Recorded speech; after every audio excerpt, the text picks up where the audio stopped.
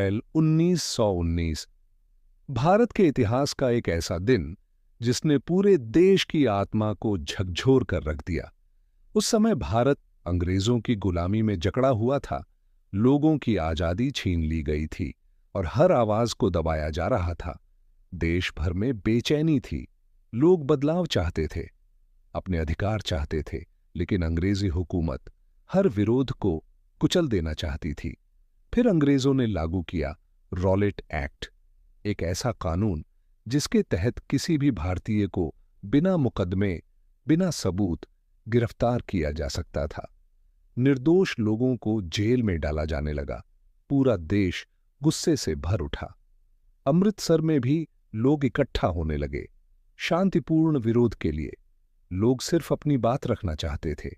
नेता लोगों को समझा रहे थे, यह संघर्ष शांतिपूर्ण रहेगा, लेकिन अंग्रेजों ने उन नेताओं को ही गिरफ्तार कर लिया।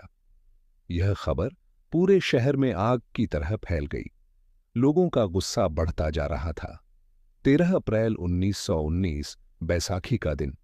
हजारों लोग जलियांवाला बाग पहुंचे। कुछ लोग त्योहार मनाने आए थे तो कुछ लोग सभा में शामिल होने। जलियांवाला बाग चारों तरफ ऊंची दीवारों से घिरा हुआ था और बाहर निकलने का सिर्फ एक संकरा रास्ता था। लेकिन वहां मौजूद लोगों को नहीं पता था कि मौत उनकी ओर बढ़ रही है। उसी समय ब्रिटिश अधिकारी जनरल डायर अपने सैनिकों के साथ वहां पहुंच चुका था। उसने बाग के बाहर निकलने वाले रास्ते को सैनिकों से घेर लिया और फिर बिना किसी चेतावनी के जनरल डायर ने आदेश दिया, फायर! अचानक गोलियां चलने लगीं। लोग समझ ही नहीं पाए कि आखिर हो क्या रहा है। हर तरफ चीख पुकार मच गई। लोग अपनी जान बचाने के लिए भागने लगे, लेकिन बाहर निकलने का रास्ता बंद था।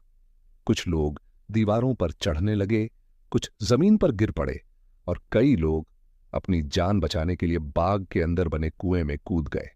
लगभग 10 मिनट तक लगातार गोलियां चलाई गईं, करीब 1650 गोलियां।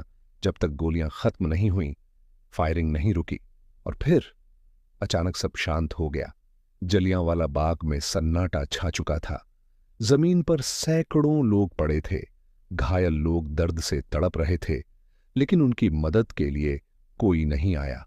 ब्रिटिश सरकार के अनुसार इस हत्याकांड में 379 लोग मारे गए, लेकिन भारतीयों का मानना था कि मरने वालों की संख्या 1000 से भी ज्यादा थी। हजारों लोग घायल हुए थे। जब जनरल डायर से पूछा गया तो उसने कहा, अगर मेरे पास और गोलियां होती तो मैं और गोली चलाता। उसका मकसद सिर्फ एक था, भारतीयों में इतना डर पैदा करना कि वे दोबारा कभी अंग्रेजों के खिलाफ आवाज न उठाएं। लेकिन हुआ इसका उल्टा। इस घटना ने पूरे भारत को हिला दिया। लोगों का गुस्सा और बढ़ गया।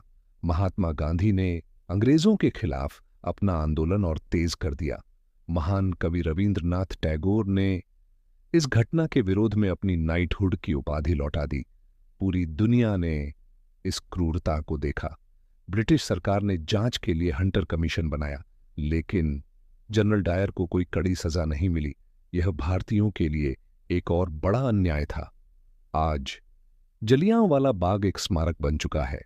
वहां की दीवारों पर आज भी गोलियों के निशान मौजूद हैं। वह कुआं जहां लोग अपनी जान बचाने के लिए कूदे थे, आज भी वहां मौजूद है। 13 अप्रैल 1919 एक ऐसा दिन जिसे भारत कभी नहीं भूल सकता। यह सिर्फ एक हत्याकांड नहीं था, यह भारतीयों के आत्मसम्मान पर हमला था। लेकिन इसी घटना ने भारत की आजादी की लड़ाई को और मजबूत कर दिया। उन शहीदों की कुर्बानी आज भी हमें याद दिलाती है, आजादी मुफ्त में नहीं मिली, इसके लिए खून बहाया गया है।